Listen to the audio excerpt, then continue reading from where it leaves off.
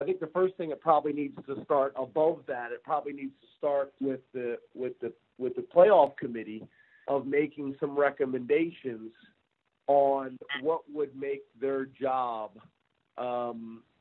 what would give them the best opportunity to evaluate everybody and be able to compare oranges to oranges or apples to apples. So what I mean by that is everybody is playing a conference championship or everybody's not. Everybody is playing the same number of conference games.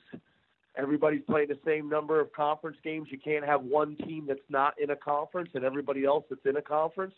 It's all got to be the same. Everybody's got to be in a conference. Everybody's got to play conference championship. Everybody's got to play the same number of conference games.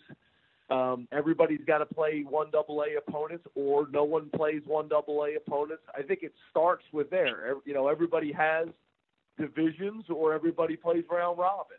But I think it starts there. Here's recommendations to the commissioners and to the ADs nationally that if we're going to have a playoff, that the only way you can do it is to make sure everybody's playing with the same criteria.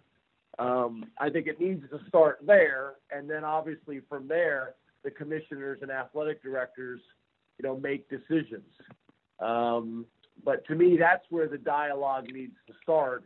And then specifically as a conference with the Big Ten, we got to look at what we're doing. There's been some arguments and comments made about, well, historically, these programs or some programs, have been stronger some years than not. But in general, the strong programs have been the strong programs, from the beginning of time. There's peaks and valleys like there always is, but over the long term, that's been pretty consistent. So I think, we got to look at that as well. We got to say, are we putting our programs in the Big Ten in the best position to compete for national championships?